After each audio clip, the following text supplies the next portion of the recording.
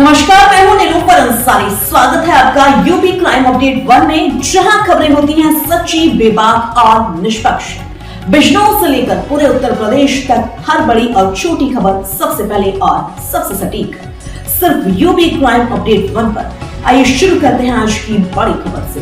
1857 की क्रांति का प्रभुल चुका गया। वो मेरे जहां से जो तहरीक चली उसने अंग्रेजों के पैर उखाड़ दिए भारत की सरजमीन से। उस मेरठ की पावन ऐतिहासिक धरती पर जो है ये बताने का काम किया कि मातृभूमि की रक्षा कैसे होती है। मैं उस मेरठ की सरजमीन को नमन करता हूं और सम्मानित साथियों, आप सबका इस कार्यकर्ता सम्मेलन में पहुंचने के लिए बहुत बहुत धन्यवाद करता हूं। आज यहाँ हमारे पार्टी के वरिष्ठ नेताजन भाई नवाजी सालाम जी, निजाम चौधरी जी, भाई सत्येंद्र अशोक जी जो उत्तराखंड के सह प्रभारी हैं, ब्रजमोहन सिंह जी, चरण सिंह जी, गोविंद गुर्जर जी, संजीव पाल जी, विजेंद्र सूद जी, डॉक्टर ओम प्रकाश जी, कपिल आजाद जी, सुरेंद्र अशोकी जी, अमित गुर्जर जी, साजिद रिजवी जी, सरदार जोगिंदर सिंह जी, एडवोकेट भीम सिंह जी, वही नरेश जी, हमारे महानगर अध्यक्ष अनंत जी, गौतम जी, भाई साहब गुरुकरण सिंह जी, मोनू तोमर जी, विकास हरित जी, सौरभ गौतम जी, और इनके साथ इस क्षेत्र की बड़ी बड़ी अहम शख्सियतें जिन्होंने इस क्षेत्र में सामाजिक, आर्थिक, धार्मिक, राजनीतिक गतिविधियों में अपने आप में एक बड़ा स्थान रखा है। मैं उन सबका भी जो इस मंच पर उपस्थित है बहुत बहुत धन्यवाद करता हूं। आज इस कार्यक्रम में मुख्य रूप से मेरे छोटे भाई मदन अली जो लंबे समय करने का काम करते हैं, उन्होंने भी संकल्प मन में करके इस आंदोलन को मंजिल तक पहुंचाने के लिए अपनी कमर कसी है, मन का दिल भी गहराई से हट जाओ। फिर कोई पुलिस का भाई आपको पॉइंट पिक्चर कर रहे थे, लगा कि हाथ से पूरा क्यों मानते क्या तो अपने आप हट जाओ भाई, बैठ जाओ। अगर आपको अपनी सम्मान की परवाह तो अपने आप हट जाओ, खड़े होकर आपके नाम में हट जाओ। इनको ब्लैक टिकट वालों को पकड़ करना तो नहीं हट रहा, पकड़ करना तो नहीं हट रहा।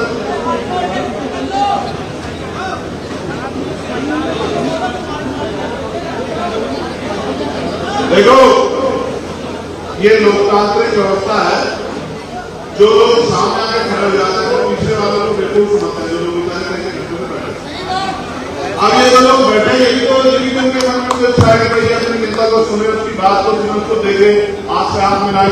ये हमारी माएँ बैठी हैं, बहनें बैठी हैं, छोटे बच्चे बैठे हैं, तो इनकी भी इच्छा है कि वो अपने भाई को देखें तो आप सामने हट जाते हैं। ये समझते कि हम तो नौजवान लड़के हैं, हमें कौन कुछ कह देगा, कोई कुछ कह रहा नहीं मान देंगे, तो भाई ये विचार अच्छा नहीं है। भाई सभी लोग बुजुर्ग लोग क्या करेंगे, वो आपके साथ लड़ तो नहीं सकते, लेकिन उनके मन में इच्छा तो है कि भाई आप लोग अनुशासन बना। इसलिए मैंने आपको हटने के लिए कहा, आपको खुद ही हट जाना चाहिए। प्यारे साथियों, मैं मेरे की सरजमी पे अपनी बात को शुरू करने से पहले उन तमाम संतों, गुरुओं, महापुरुषों के चरणों में श्रद्धा के सुमन अर्पित करता हूं, जिनकी वजह से आज हमें ये स्वाभिमान सम्मान का जीवन मिला। मैं मानता हूं भारत में किसी को कुछ भी मांगने से नहीं मिला, उसके लिए संघर्ष करने पड़े, उसके लिए आंदोलन करने पड़े, उसके लिए लाठियां खानी पड़ी, उसके लिए जेल जाना पड़ा, उसके लिए तमाम तरह की मुसीबतों का सामना करना पड़ा। इतिहास गवाह है, यहां आजादी मांगने से नहीं मिली, आजादी छीननी पड़ी है, बलिदान देने पड़े।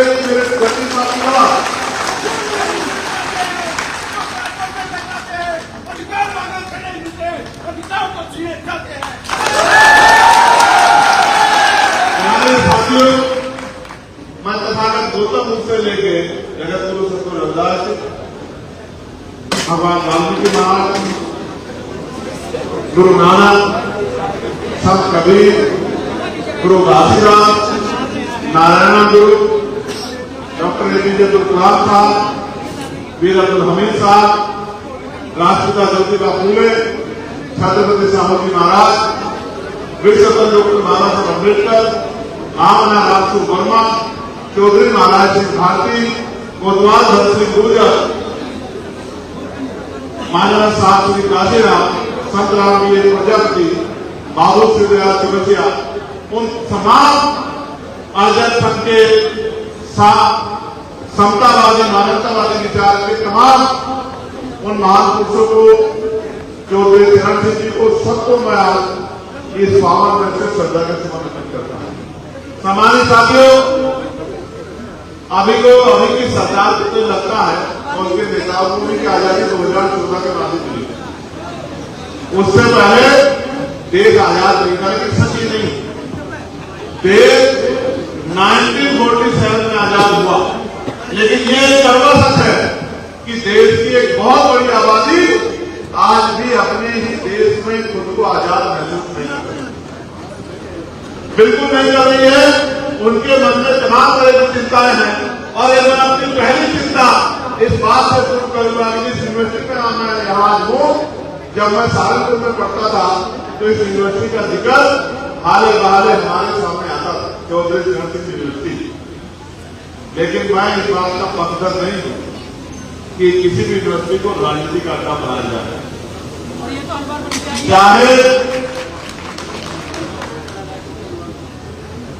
चाहे हमारे पार्टी का कार्यक्रम क्यों ना हो या किसी और पार्टी का कार्यक्रम हो। जहां मैंने महसूस किया ये विद्यालय है, यहाँ बच्चे पढ़ने आते हैं, अगर ये राजनीतिक अड्डा बना तो मैं आपको लिख के देता हूं, कल इसका मामला इस पूरे जिले को, इस क्षेत्र को भुगतना पड़ेगा। मेरी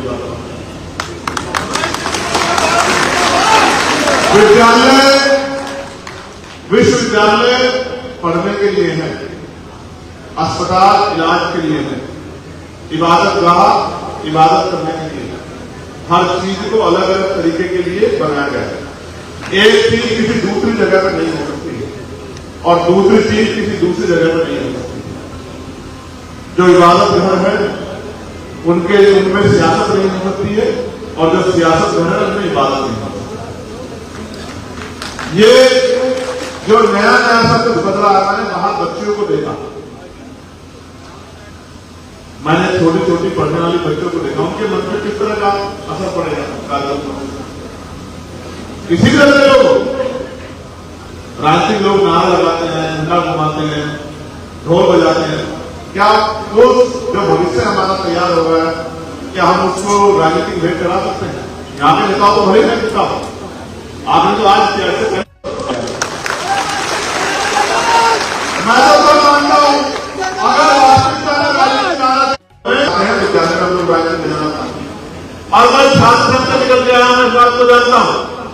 आज एक नई तरह की राजनीति भारत में है कि नेता का बेटा नेता बनता, जो विधायक बन गया उसका बेटा विधायक बनेगा, उसकी दावेदारी में जो सांसद बन गया उसका बेटा सांसद बनेगा, जो चेयरमैन बन गया उसका बेटा चेयरमैन बनेगा। तो फिर ये संघर्ष करने वाले लोग कहां जाएंगे? भाई लोकतंत्र में तो जो संघर्ष रहेगा जनता उसके साथ नहीं होगी। अगर सारे ही परिवारों वाले नीचे के लोग उनके आगे बढ़ते रहेंगे तो फिर संघर्ष करने वाला पार्टी नेता जो है, गांव देहात का नेता जो घर घर के समस्या करता है, वो कैसे आगे आएगा? उसको बाद में मौका मिलेगा। पहले मौका मिलता था, छात्र चुनाव होते थे, नौजवान संघर्ष करके छात्र राजनीति में आता था, पुलिस के सामने टकराना सीखता था, सरकार से विश्वविद्यालय के प्रशासन से अपनी मांग को रखना सीखता था और मांगों के जरिए उसमें संघर्ष की ज्वाला आती थी और उस संघर्ष की ज्वाला को बहुत बड़ा नेता बनाती थी। लेकिन आज शासन चुनाव बन करके गरीब गांव के छोटे छोटे परिवारों से आने वाले नेताओं का गला काटने की तैयारी सरकार ने की। मैं आपको विश्वास दिलाता हूं, जब समय बदलेगा और ताकत कमजोरों के हिस्से में आएंगे तो शासन चुनाव बहाल कराए जाएंगे और ईमानदार से शासन चुनाव होंगे। प्यारे साथियों, ये कार्यक्रम कार्यकर्ता सम्मेलन है, लेकिन असल में आप भी जानते हैं कि कार्यकर्ता बनाए क्यों जाते हैं। कार्यकर्ता सिर्फ सड़क पर संघर्ष करने के लिए नहीं बनाए जाते, कार्यकर्ता इसलिए बनाए जाते हैं कि वो कार्यकर्ता कल लोगों की आवाज बने, लोगों की समस्या को दूर करने का काम करें, लोगों की ताकत बनने का काम करें, लोगों की हिम्मत बनने का काम करें। लेकिन आज तक राजनीति का बदलता हुआ स्वरूप देखो, कोई नेता लड़ना नहीं चाहता, कोई नेता सत्ता खिलाफ बोलना नहीं चाहता, कोई नेता सत्ता से गरीबों के हक की लड़ाई नहीं लड़ना चाहता। और हालात ये है कि आपके सामने ही आपके लोगों को चुप जाति का शिकार होना पड़ रहा है और सिर्फ आप ही में से चुप है कि कहीं आपका नंबर ना आ जाए। ऐसी राजनीति प्रदेश के लिए घातक होती जा रही है। इसलिए आजाद समाज पार्टी जैसे संघर्षशील दल का और उसमें काम करने वाले मजबूत लोगों को आगे लाना बहुत जरूरी हो गया। जब मैं नगीना में चुनाव लड़ रहा था, आज मीडिया के एक साथी मुझसे पूछ रहे थे कि चंद्रशेखर भाई तीसरे पंचायत चुनाव में क्या होगा, और मैं बात उतनी कहता हूँ, कहते हैं ना आदमी को पैर उतनी ढलाने चाहिए जिसकी उसकी ज्यादा बड़ा बोल नहीं होना चाहिए, उस वाले को बुरा लग जाता। तो मैंने इससे कहा कि भाई मैं आज कुछ नहीं कहता, मैं आपको विश्वास दिलाता हूं जब तीसरे पंचायत चुनाव में रिजल्ट आएगा तो आप मेरी बात में याद रखना, आजाद समाज पार्टी का चुनाव पश्चिम उत्तर प्रदेश की सबसे बड़ी पार्टी होगी। इस बात को मेरी याद और मैं इस बात में भाई हवा में नहीं कह रहा, मैं अपने भीम आदमी आजाद समाज पार्टी मिशन 78 अधिवक्ता मोर्चा किसान मोर्चा के तमाम नेताओं की मेहनत पे और संघर्ष के आधार पर मैं देखता हूं किस तरह से हमारे कार्यकर्ता दिन रात लगे रहते हैं, किस तरह से वो सुबह शाम लोगों की आवाज रखते हैं, कहीं किसी में मुसीबत आती है वो उसकी लाठी बनने का काम करते हैं। इसीलिए हम लोगों ने आंदोलन को आगे बढ़ाया। आज जब मैं आया, मेरे उधर से एक बहन मेरे पास आए कि भैया 3 महीने से हमारी कोई सुनवाई नहीं की, कागज लेके आए, मैंने कहा मैसेज दे दो, ड्राइवर के पास देखो।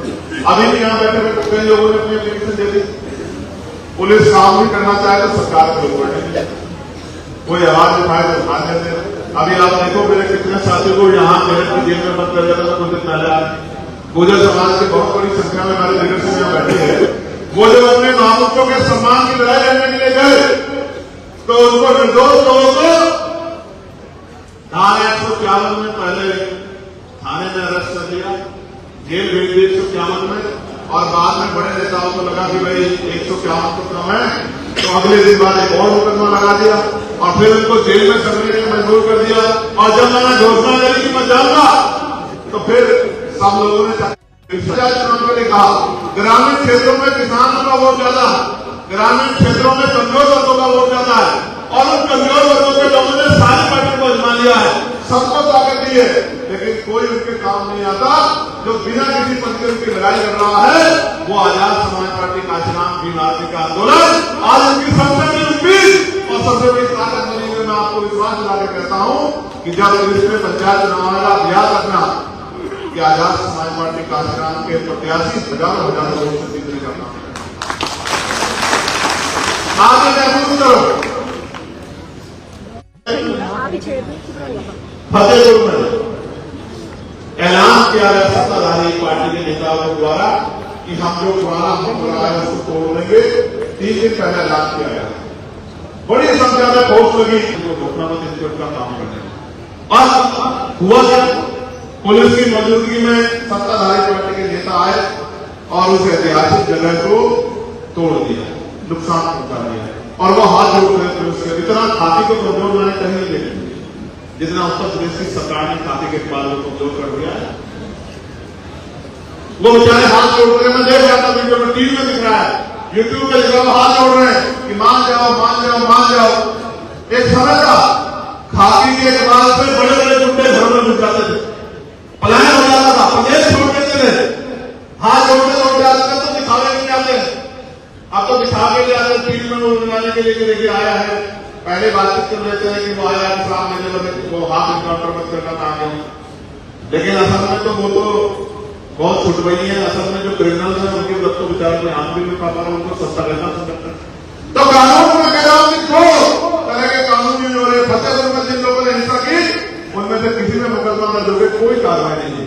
लेकिन बरेली में जब वो ज्ञापन देने आए तो उनको लाठी से पीट पीट के इस तरह के हालात बनाए जैसे 15 बच्चों की चप्पलें कहीं पड़ी थी, कपड़े कहीं पड़े थे, तो कहीं पड़ा था, और फिर मुकदमे लगा के ट्रक से लोगों को जेल भेज के, और सुबह ही रात घटनाओं सुबह ही अवैध निर्माण हो गया, बुलडोजर चल गया। तो ऐसा महसूस होता है कि उत्तर प्रदेश में कोई सुनने वाला नहीं। और भाई सुनने वाला ही समझ साहब कहां से आएगा, कहां से आएगा सुनने वाला? जिनके कंधों पे वोट देके नेता जिनको बनाने का है वो तो कहता है कि भाई चंद्रशेखर ज्यादा है, लेकिन अकेला चंद्रशेखर जो कोई निर्णय लेता है फिर उसके बाद वो तमाम पार्टियों के झेलने लग जाती है, हम भी जाएंगे हम भी जाएंगे हम भी जाएंगे। मैंने मेरे जाने को कहा तो सारी पार्टियां कहने लगी हम भी मेरठ जाएंगे मेरठ जाएंगे मेरठ जाएंगे। तो भाई मेरे गाँव से पहले कहाँ था आप लोग? मैंने बरेली जाने कहा तो सारी पार्टियों में नेता लगे कि हम भी बरेली जाएंगे हम भी बरेली जाएंगे। तो भैया आप चले जाओ बरेली, मैं नहीं खा रहा हूँ, आप चले जाओ भैया आप चले जाओ चले जाओ। जब मैं अनाउंसमेंट कर रहा हूं, मैं जाने की बात कर रहा हूं तो ये सब कहेंगे को लगेगा कि अब चंद्रशेखर मैदान में आ गया है, अब हम भी अनाउंसमेंट कर देते, जाना तो हमें नहीं, पुलिस से बात करके कहीं खड़े हो जाए। मैं आपको ये बताना चाहता हूं मेरे भाइयों, ये दो तरह के कानून क्यों लागू हो गए? क्योंकि जो सत्ता में बैठे वो चाहते हैं कि धर्म की बात हो, जाति की बात हो, हिंसा की बात हो, एक दूसरे को नुकसान पहुंचाने की बात हो। अगर ये बात नहीं होगी और लोग खुशहाल होंगे तो क्या बात होगी? रोटी की बात होगी, कपड़े की बात होगी, मकान की बात होगी, रोजगार की बात होगी, महिलाओं की मांग की बात होगी, किसानों की आमदनी की बात होगी, खाद की बात होगी, बीजेपी की बात होगी, लोगों के समाज की बात होगी, हक की बात होगी। हक की बात ना करे कोई, एजुकेशन की बात ना करे, हेल्थ सिस्टम पे बात ना करे, इसलिए कोई और बात ना हो तो धर्म की बात करे। ये ट्रेंड बन गया उत्तर प्रदेश में सत्ता में रहने का। मैं आपको कहना चाहता हूं मेरठ में जो गदर मेरठ से शुरू हुआ तो हसीन मुदर्री के नेतृत्व में आप बताओ, अगर देश मिलकर नहीं करता अंग्रेजों के खिलाफ, अंग्रेज कभी इसके साथ धरती को आजाद कर देते क्या? बताओ कर देते क्या? कर देते क्या? अगर आज आप ये नहीं समझ पा रहे हो कि ये जो आज की गुलामी है जो थोपी जा रही है, इसके खिलाफ अगर हम लोग एकजुट नहीं हुए तो ये गुलामी भी खत्म होने वाली नहीं। हम लोग यहीं के रहने वाले हैं, भाईचारा है, वो आप अपने मजहब को मानो, वो अपने मजहब को माने, आपकी धार्मिक आस्था आपके साथ है, उनकी धार्मिक आस्था उनके साथ है, सब लोग मेलजोल करके एक दूसरे के साथ आगे बढ़े। ऐसा माहौल अगर बन जाएगा तो ये सत्ता कुछ भी दिन टिक नहीं पाएगी ना आपको रुका, क्योंकि ये सत्ता एक एजेंडे के साथ टिकी है। और मैं आपको बताता हूं वो एजेंडा क्या है? स्कूल बंद कर दो, सरकारी नौकरियां खत्म कर दो, निजीकरण कर दो, सरकारी संपत्तियों को पूंजीपतियों को बेच दो, लोगों की धार्मिक आस्था को चोट पहुंचाओ तो आपका कुछ वोट संगठित बना रहे। इस पॉलिसी पे सरकार काम करे। और ऐसे में जब तमाम नेताओं ने हाथ कमर के पीछे बांध दिए हैं और लड़ने का रास्ता छोड़ दिया, हमारे जिम्मेदार से कह रहे हैं जो हमारे नेता बैठे हैं वो जान को गांव में लगा के सत्ता का सामना कर रहे हैं। इसलिए सब लोग मुबारकबाद के काबिल है कि कोई मुबारकबाद की जाए, कोई है जो आपकी लड़ाई लड़ने के लिए तैयार बैठा है। और अगर आपने ताकत बनाने की हिम्मत बनाने के साथ खड़े हुए तो वो दिन दूर नहीं है कि ये जालिम हुकूमत की सत्ता से बाहर हो जाएगी और गरीबों का राज आएगा, गरीबों का शासन आएगा, कमजोरों के हाथ में पकड़ जाएगा। मैं बार-बार कहता हूं एजुकेशन सिस्टम को लेकर ट्राई किया जा रहा है। मैंने एक रिपोर्ट पढ़ी, 1 लाख स्कूलों में एक टीचर है, मात्र एक टीचर, 1 लाख स्कूल ऐसे हैं जहां हर स्कूल में मात्र एक टीचर है। आप मुझे बताओ 5-6 सब्जेक्ट है, एक टीचर कैसे पढ़ा सकता 5-6 सब्जेक्ट को? और जब शिक्षा ही नहीं मिलेगी तो किस गरीब का बच्चा नौकरी रोजगार कर लेगा? कैसे किसान परिवार के लोग मुख्य धारा में आएंगे और कैसे सस्ती होगी गरीबों की? तालीम को खत्म करें, तालीम को जानबूझ के कर रहे हैं क्योंकि वो जानते हैं कि अगर लोग पढ़ेंगे तो सवाल करेंगे, लोगों से उनके पढ़ने का अधिकार छीन लो तो वो दूर नहीं, लोग गुलामी करके गुलाम करके आपको किसी करेंगे। लोगों से स्वाभिमान सम्मान को चोट की जा रही है। अब इसका सबसे बड़ा उदाहरण गुर्जर समाज के लोग हैं। गुर्जर समाज के लोग अगर भूल जाएंगे तो उनको याद रखना है, लेकिन जितना अपमान गुर्जर समाज का किया है सत्ता के द्वारा किसी समाज का नहीं किया गया। ये आपको तय करना है, आपको याद रखना है किस तरह गुर्जर समाज के लोगों को, क्योंकि बाबा साहब अम्बेडकर कहते थे कि आपकी भूखा रह सकता लेकिन अपमान होकर नहीं रह सकता। इस सरकार ने आपको कभी उठाने का काम किया, आपको अपमान करने का काम किया। और आप जानते हैं जब आपकी कमी को उठाने का काम किया तो तमाम नेताओं ने 2-4 दिन बाद आपके साथ कदम लगाया। चंद्रशेखर आजाद पहले घंटे से आपके साथ था, आपकी ताकत मुझे खड़ा था, कभी आपका गुर्जर समाज के भाई का हाथ होने लगा। कोई ऐसे नहीं जिसमें गुर्जर समाज के भाई बात हो रहा और मैं मुस्लिम समाज के भाई बैठे फाइनेंस नहीं देखी, इस तरह का आता था माहौल बना था, कोई पूछने वाला नहीं। मैं आया था, मेरे आज किया क्या बड़े सरकार के नेतृत्व में लखनऊ हाईकोर्ट की पीठ ने ऑर्डर किया और आपके 200 बच्चों जनता ने सत्ता आपको इसलिए नहीं दी बाबा के लोगों कि आप गरीबों को पीट पीट के मार सको। जिस दिन गरीबों ने आपसे मुंह फेर दिया, 5 कलगस मार के आसपास घूमने लायक करोड़ों परिवारों का अभियान ये जनता है, ये जनता है, ये जनता ने ठान लेती है, तय कर लेती है। तो बाबा साहब अम्बेडकर की उंगली में इतनी बड़ी ताकत नहीं है जिसे चाहे इस सम्मान को 2024 में मेहनत करके सम्मान में बदलने का काम आजाद समाज पार्टी काशीराम के लोगों ने नगीना में करके दिखाया। और नगीना में जो हमारे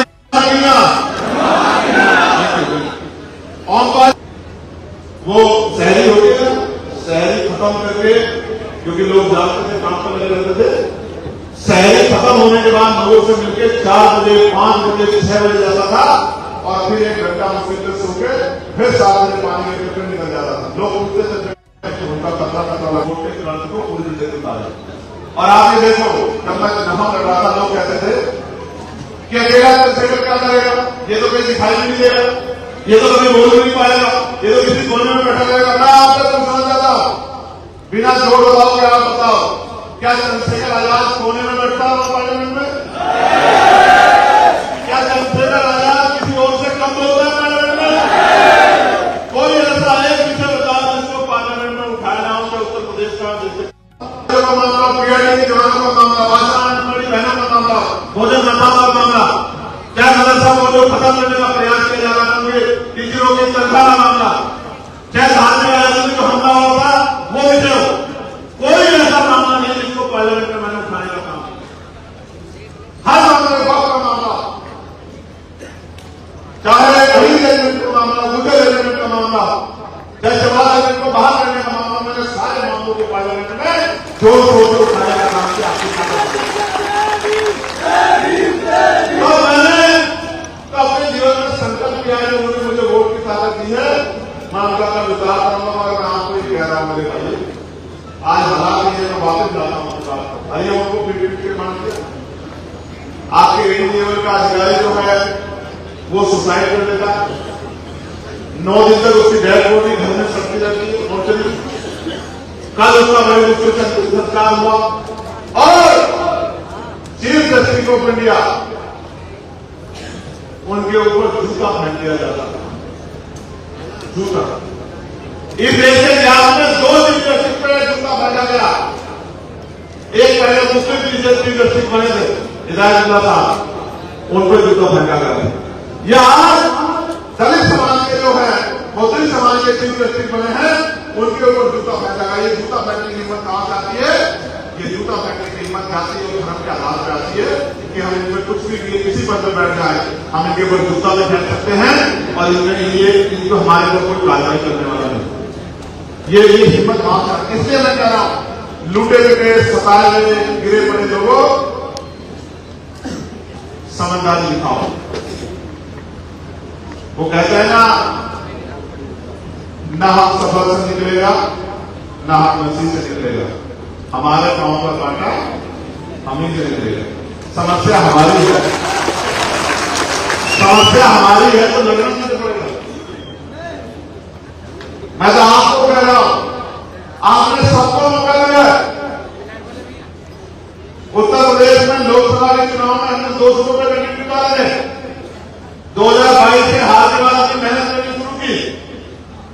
हमने 200 रुपए का टिकट निकाले, 1 महीना में जीता और बाद में 6 दिनों में तय हुआ कि एक कौन लड़ जाए, क्योंकि मीडिया के प्यार करने वाले मेरे भाई ईमानदार पत्रकार साथी कहते हैं आजाद समाज पार्टी तो पश्चिम की पार्टी है। तो वहां नेपाल ने गवर्नर पे सिद्धांत कर देने वाले डुमरिया ने लोकसभा में काम किया और 6 दिन के चुनाव में 80,000 से ज्यादा वोट आजाद समाज पार्टी काशीराम को मांगे। ये इसलिए कह रहा हूं कि जैसे आप मेले में मेहनत कर रहे हैं, नगर में मेहनत कर रहे हैं, बिजनौर में मेहनत कर रहे हैं, सहारनपुर शाम में मेहनत कर रहे हैं, हापुड़ में मेहनत कर रहे हैं, गौतम बुद्ध नगर में मेहनत कर रहे हैं, गाजियाबाद में, ऐसे ही पूरे प्रदेश के लोग इस अन्याय को जो अन्याय होगा उस अन्याय को खत्म करने के लिए लगातार मेहनत कर रहे हैं। और मैं तो मेरठ के लोगों का भी धन्यवाद करूंगा। मैं आ भी नहीं पाया था चुनाव में, ये लोकल बॉडी के चुनाव हुए तो भी पार्षद 3-4 जिला पार्षद उन्होंने हमें जिता के दिए थे। मैं तो मेरठ के साथ बहुत बहुत धन्यवाद करता हूं। तो मैं आपसे ये कहना चाहता हूं कि जो तमाम बड़े सत्ते पे हालिया में गाजी, प्रकाश चौधरी, राजस्थान, दानिश यानी, मोहम्मद सानू, आजाद खां, शाहरुख अलवी, फैसल खान, सलमान खैरी, हाजिर निशान, आदिल राय साहब, कारिम गजब साहब, अली साहब, सावत अहमद साहब, सुहेल खान, सलमान कुरैशी, साजिद शेख, जावेद अलवी, अमजद ठाकुर, हाजी जुनैद सैफी, रजा यूसुफ, पटेल, इस्लामाबाद से इकबाल अब्बासी, वसीम अलवी, कारिया से शमशाद और मेरा भी फोटो सोने में। ये जब तमाम लोग यहाँ, इनको कह रहा हूं, आपको कह रहा हूं, बचाना पड़ेगा अपने प्रदेश को, जिम्मेदार लोगों को। जब देश में राजतंत्र था, राजा महाराजा राज करते थे, तलवारों के बंकर राज बनता था, बंदूक चलती थी, गोली चलती थी, लाठी चलती थी, तलवारें चलती थी, तोप चलती थी, हजारों लोग मर जाते थे, सेना के सामने होती थी, तब राज चलता था। और संविधान ने मतलब डॉक्टर बाबा साहब अम्बेडकर ने इतना आसान कर दिया, आपकी दिल्ली में ताकत दे दी, बटन दबाओ राज बदलो, बटन दबाओ राज बदलो, संख्या आपके पास है। लोकतंत्र का मतलब बहुमत का शासन, जिनका बहुमत का राज होगा। अगर ये काम भी करके राज नहीं बना पा रहे हो तो मैं नहीं मानता कि गुलामी आपसे दूर है, ऐसा लगता है अभी भी आप गुलाम। भाई जब आप तलवार चलाने के बारे में है, बंदूक चलाने की, किसी को बुरा नहीं करना, किसी के धर्म को किसी को नहीं करना है, बस लोगों को जोड़ना है, लोगों को जोड़ना, भाईचारा बनाना है। और काम करने वाले हम लोग हैं, 24 घंटे के वर्कर हैं। अगर हम सब लोग मेहनत नहीं करेंगे तो कौन करेगा? अगर हम सब लोग जनता के बीच में जाएंगे तो कौन जाएगा? अपनी बात को लोगों तक नहीं पहुंचाएंगे तो कैसे जुड़ेगा? इतने नेता भी फोटो लगी है, अगर ये साल के 100 दिन भी काम कर ले तो मैं गारंटी देता हूं एक भी घर ऐसा नहीं होगा पूरे मेरठ में जिस तक हमारी बात नहीं चल जाएगी। और जितनी बात चलेगी मैं लिख के देता हूं, चाहे उनको सोना चांदी हीरे जवाहरात दे देना, लेकिन मैं मानता हूं कि स्वाभिमानी लोग बिकाऊ नहीं होते, फिर वो किसी की बातों में नहीं आने वाले हैं, फिर वो आजाद समाज पार्टी कार्यक्रम को स्वागत देने का काम करेंगे। मैं नौजवान नेताओं को भी कहना चाहता हूं, वो फोटो वीडियो के चक्कर में ना पड़े, गुलदस्तों के चक्कर में ना पड़े, वो मिशन की भर्ती में संघर्ष की भर्ती में खुद को छुपाए, मेहनत करें, पढ़े सीखे। अगर उनको आगे बढ़ना है तो वो ये मत सोचे कि कहीं से किस सोने से मेरा फोटो हो जाए। रील रियल नहीं होती है, रील होती है। आपको रील बन के आपका काम नहीं चलेगा, आपको रियल बनना पड़ेगा, आपको मिशन की भर्ती में तपना पड़ेगा, आपको संघर्ष करना पड़ेगा। और जब तक आप संघर्ष नहीं करोगे, जब तक आपको पसीना बहाने की आदत नहीं आएगी, जब तक आपको भूखा रहने की आदत नहीं आएगी, जब तक आपको संघर्ष करने की आदत नहीं आएगी, जब तक आपको अपमान झेलने की आदत नहीं आएगी, जब तक आपको धूल मिट्टी के साथ आप रहने नहीं, तब तक। फिलहाल के लिए इतना ही। जुड़े रहिए यूपी क्राइम अपडेट 1 के साथ। सबसे पहले खबरें देखने के लिए चैनल को लाइक करें, सब्सक्राइब करें और हाँ, बेल आइकन को दबाना ना भूलें। एक बार फिर हाजिर होंगे बड़ी अपडेट के साथ, तब तक के लिए नमस्कार।